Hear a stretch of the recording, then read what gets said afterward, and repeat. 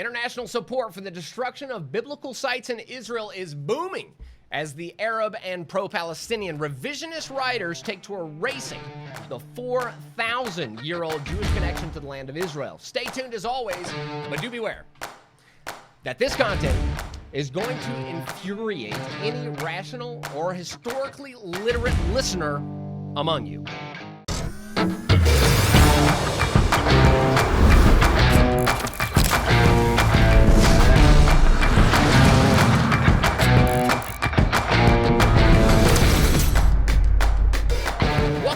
Guys, where we believe in a world of Jew hatred and anti-Israel propaganda, you should have a direct connection to the land and people of Israel. Guys, on today's show, we're going to be talking about breaking this fully down. What in the world is going on in Israel, and how are these holy sites being destroyed in the good land of Israel, where there's a democratic process, right? Well, we'll talk about that. Go ahead and follow us on social media, and don't forget to join our breaking news WhatsApp group. You can see all that in the link in the description below.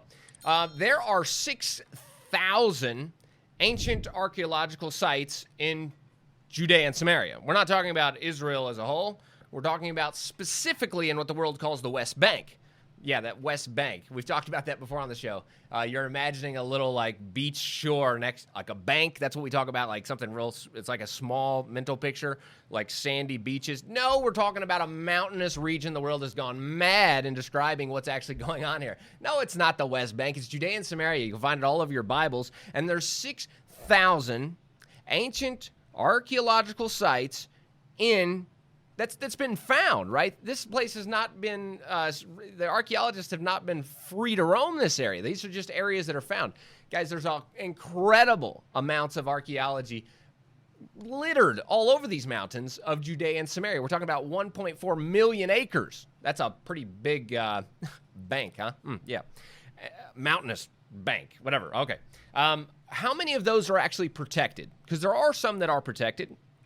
There's just over 2,000 of that 6,000 that are protected. That leaves nearly 4,000 unprotected ancient sites. We're going back almost 4,000 years. Now, that's some old stuff. If you're from America, we think Lincoln's Cabin's old. No, we're going way back, ladies and gentlemen. We're going back to the time of Joshua.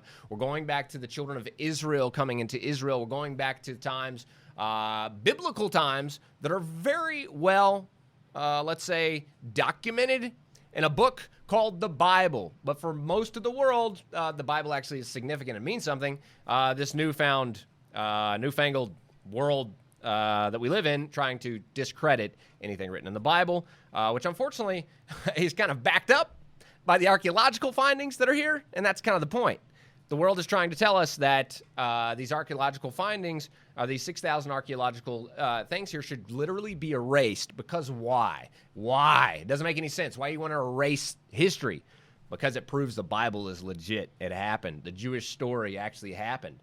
Well, there's a pretty good reason to erase that in today's world, because people don't want to believe that there's actually a Bible and the Bible was actually a true historic document. Well, it is, and this is the reason to erase it.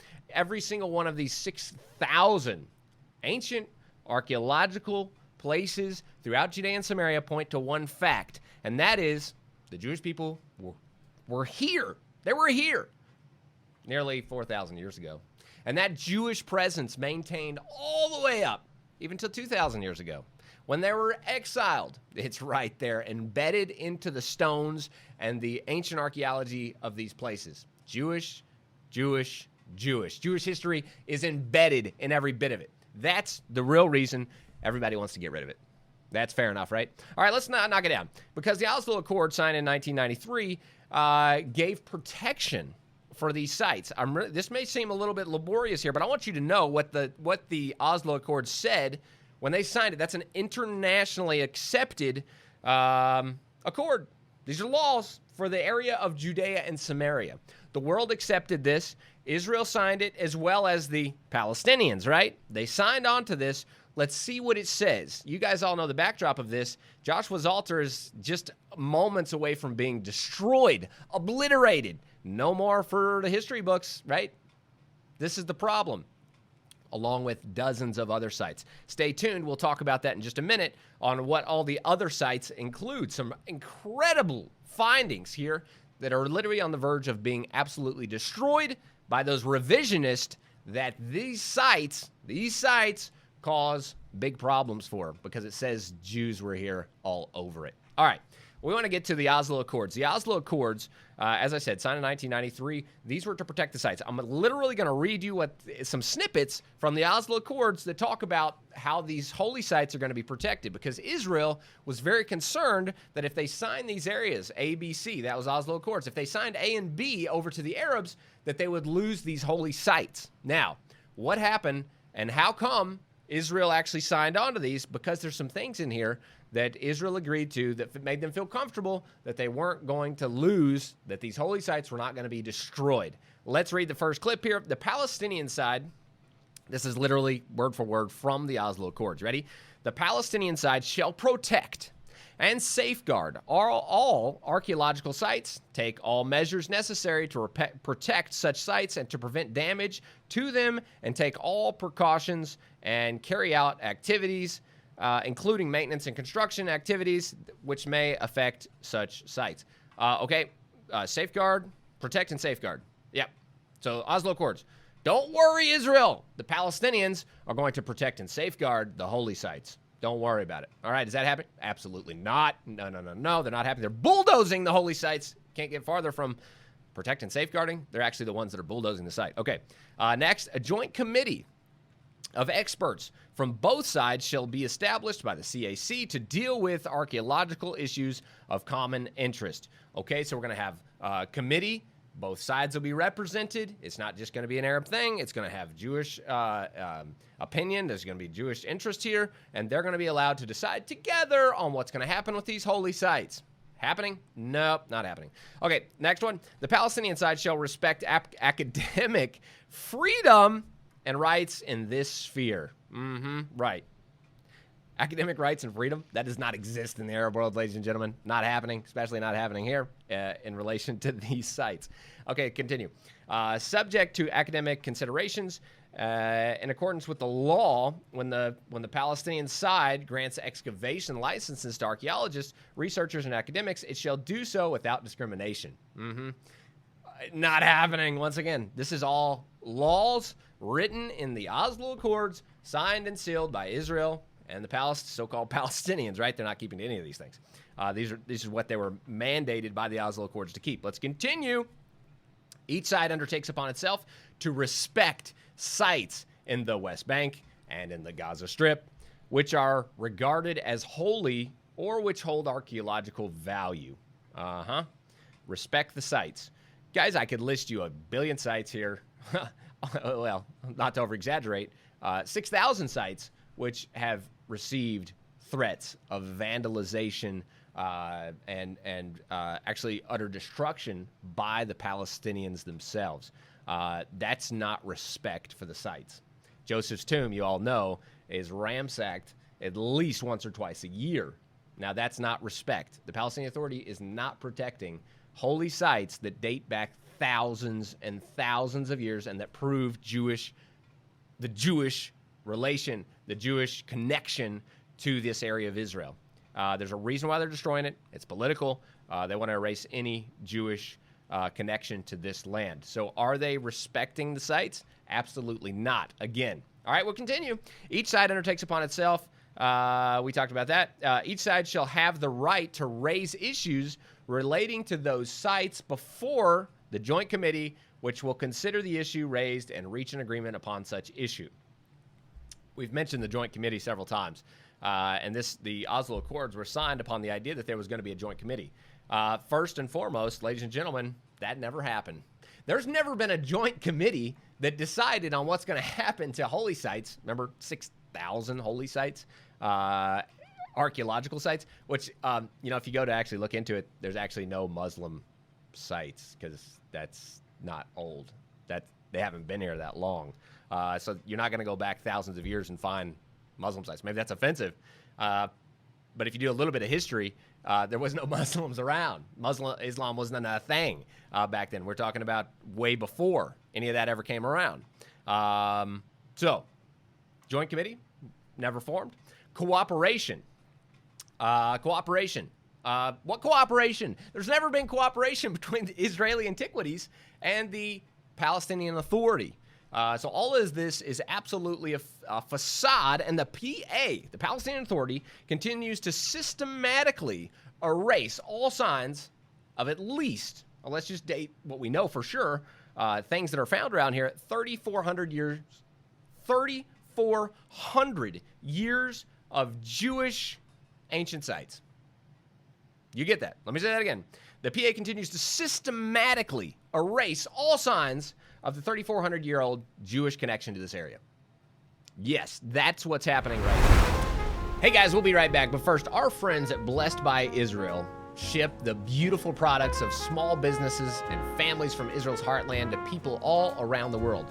You can now buy the wonderful taste, smells, and goodness of the Promised Land. Check out the amazing extra virgin olive oil, savory spices, cosmetics, hand cream, soaps, lotions, chocolate, coffee, and much, much more. The best part about this is that at the same time as you're enjoying the goodness of the land of Israel, you are also blessing the faithful pioneers who are restoring and rebuilding Judea and Samaria. That's right. Your purchases are an effective way to contribute to the strengthening of Israel. So head over to Blessed by Israel. That's blessedbyisrael.com to buy the wonderful products of Israel's heartland and support the pioneers of Judea and Samaria. Again, that is Blessed by Israel, BUIIsrael.com. The link is in the description below. Okay, first off, let's take a look at an ancient synagogue. This is a Second Temple era. Samua. This is the synagogue at Samua. This was vandalized countless times. Second Temple period. We're talking about 2,000 years ago. There's a synagogue. There's Hebrew all over it. It's a synagogue. Guys, it's a synagogue. This is ancient Jewish marker here down south Judea. Now, this is vandalized constantly. Where is this at? In the middle, smack in the middle of an Arab village. It's constantly vandalized. And guess what else? You read all those things about the Oslo Accords. Jews were supposed to be able to go visit these sites, right? No, Jews are not allowed to visit sites that in A and B. There's a big, huge sign in front of every A and B village that says no Israelis allowed, dangerous for your life, against Israeli law. That's not consistent with the Oslo Accords. So let's just pull this down for a second. Israel is keeping the Oslo Accords. Not really, because they're going too far. Oslo Accords allowed Jews to go to the holy sites. Jews are not allowed to go to holy sites. So that's not really keeping the Oslo Accords. The Arabs are rejecting every speck of the Oslo Accords. There's nothing that we just read about the Oslo Accords and holy sites that's being kept today. Not on the Arab side. And the Jews have only made it more strict. The Jewish people are not allowed to visit the holy sites. Big time problem. Oslo Accords, ladies and gentlemen, are absolutely done. They're over. It means nothing. It's irrelevant. The Oslo Accords are nobody's following. Either side not following what was written there. The Jewish people are going more extreme. Arabs are actually not holding anything at all. That's the world we're living in. The Jewish synagogue of Samua, Jews are not allowed to visit. If you're a non-Muslim, for that instance, you're not allowed to visit. The only way you can make it into any one of these 6,000 sites all throughout Judea and Samaria, if it's near to an Arab village or inside of an Arab village, which most of the sites are, is to do a very laborious process along with the Israeli military and get permission to go inside the village. Who does that? Well, it happens very randomly and most of the time just doesn't happen. Moving on. The Tel Arama, this is a Maccabean Fortress. We're talking about, again, 2,000 years old, time of the, over 2,000 years, the time of the Maccabees. This Tel Arama is mentioned in the book of Judges as a city. Again, the Bible, problem. Bible. Just gets in the way, huh? This history that actually matches up with the archaeology is fascinating. Proves the Bible 100%. But this is getting in the way of the revisionist storytelling of the area. So the Tel Arama, this is another circumstance, a Maccabean fortress now taken over completely by the Palestinian Authority. not just local Arabs, legitimately by the Palestinian Authority. They're the ones that are spending millions of dollars to go and rebrand this fortress as a okay, this makes me laugh. I can't even say it. It's a Palestinian heritage site. How can a Maccabean fortress, signed and sealed by archaeologists, no question about it, become a Palestinian heritage site? That doesn't make you just go blow your... I mean, like, that's impossible. How do you have a Palestinian heritage site that's an old Maccabean fortress? You can't get any... Maccabeans were fighting for the freedom of Israel and the land of Israel. You know your history? That's what they were doing. How can the sworn enemy of the Jews, Philistines, today, the modern day definition of that, these modern day Palestinians take claim to an ancient Jewish fortress that was fighting them? That's ridiculous. I mean, literally, fighting the enemies of Israel. They're going to claim it. Today you go, hey, take a look at this. Big Palestinian Authority flag over the top of the Maccabean Fortress. In your face, guys. Absolutely in your face. They plan to build a mosque there called the Mosque of the Martyrs. Yep, just run it over, put your own name on it, do it. That's actually Islam. That's what the Muslims do all over the world. They're trying to do it here in Israel, and we got to stop that. It cannot happen. We cannot have the holy sites of Israel being absolutely destroyed all over Judea and Samaria. Sebastia, this is the ancient capital of Israel under King Ahab, mentioned right there in the Bible. There's a billion things to prove that archaeologically in the ground. There's no question about it. Guess again, it's been looted and destroyed, and also, yep, Palestinian heritage site. Joshua's altar. It's been moments away from being absolutely destroyed by the Arab bulldozer with support from none other than UNRWA. We'll talk about more UNRWA sites in a minute. But this is a massive problem. This site has been proven to be, at the time of Joshua, it's a Jewish altar. Archaeology has gone on there, and it's a proven archaeological site. Dates back to the time of Joshua. Joshua's altars were proven. But yet, Muslims are going to destroy that because it's not good on the history, right? So you need to destroy anything that doesn't match up with your history. That's a good way to do it, right? Yep, that's what the revolution... Why is this going on? Let's answer this question. I mentioned UNESCO. Okay, UNESCO, my definition of UNESCO is the international support for the destruction of all things Jewish. That's what I say UNESCO is.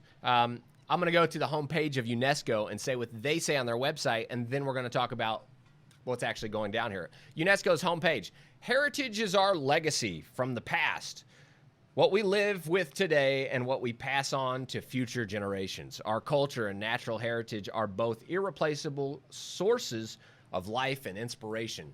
Continues, UNESCO seeks to encourage the identification, protection, and preservation of cultural and natural heritage around the world, considered to be our outstanding value to humanity. All right, so that's what they say on their front page. UNESCO, World Heritage, they're about all over the world protecting, the legacy, passing it on to the next generation, future generations, culture and heritage. Okay, but what's going down here with UNESCO?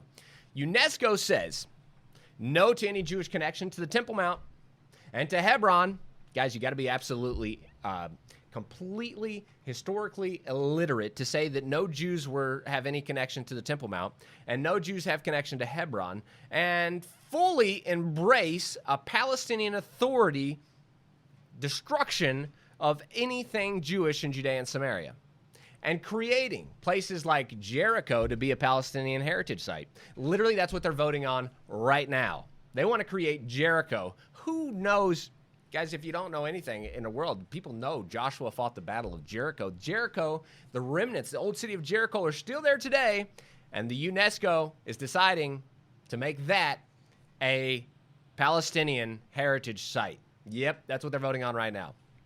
So no connection to Temple Mount, no connection to Hebron, no connection, Jewish connections here in Judea and Samaria. All those 6,000 sites, they're rebranding to make them Palestinian sites. And, of course, erasing all the actual history here provides them a great foothold to be able to reintroduce the revisionist stories that are being written by those Arab and pro-Palestinian writers that UNESCO has fully embraced. Get rid of the Jews from their ancient homeland. Everything opposite of what is written on their website that declares that they're here to protect. They're not here to protect Jews, maybe other cultures, but they're going to get rid of any Jewish culture. Guys, if you can't understand that Abraham, Isaac, and Jacob and their burial grounds are not a Palestinian historic site, there's something wrong with that. If you can't say that Jericho is a ancient site, Palestinians is ridiculous. Was there some kind of Palestine at that time? Absolutely not. This is the territory and land of Israel. Rewriting history.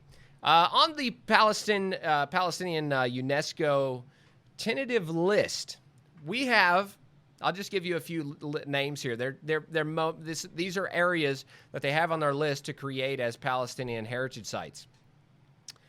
The Mount of Blessing, Mount Gerizim, and the Samaritan village next door. Qumran, where they found the Dead Sea Scrolls. Yep, Palestinian heritage site, right? Sebastia, I mentioned that. Sebastia, the ancient capital of Israel under King Ahab. And the Jordan River baptismal site. Yeah, Palestinian heritage site, right? And ancient Jericho. Those areas are being assigned on the tentative list to be assigned as Palestinian heritage sites. Go figure, guys. The world is absolutely going ballistic with a vain effort to try to disprove God, the Bible. If it's written in the Bible, they want to disprove it. They want to prove history all everywhere else. But when it comes to actually validating the Word of God, the Bible stories, the Jewish people, this ancient people group, they want it to absolutely obliterate. It's the same old, let's just say it as it is, anti-Semitic, Jew-hating theologies that have wrecked cultures and history around the world. UNESCO, the Arab, revisionist, pro-Palestinian writers are trying to do the same thing in our generation. Don't be confused, guys. This is not a new story. Everybody's wanted to get rid of the Jews for a long time. Let's say it as it is. Guys, we're not joining that fight. We need you right now. You listen to this. You listen to the whole story. We need you to jump on the bandwagon. We've got to say no to this idiotic revisionist storytelling. This has nothing to do with facts. It has everything to do with absolute fiction. We're telling the story as it is. Jewish people belong in Judea. We've said that a million times. Yes, just like anybody else in any other country. Arabs can be in Arabia. Yeah, that may be a little controversial here. Americans in America, Chinese in China. Yeah, that's literally the way the world works. Israelis in Israel. How about that? Okay, guys, I've said enough. I hope you get the point. Guys, don't forget to subscribe. Get the conversation going down below. We want to hear from you guys. And as always, tune out the fake news and tune into what is actually happening here in the land of Israel. We will be back every Monday through Friday with your direct connection to land and people of Israel.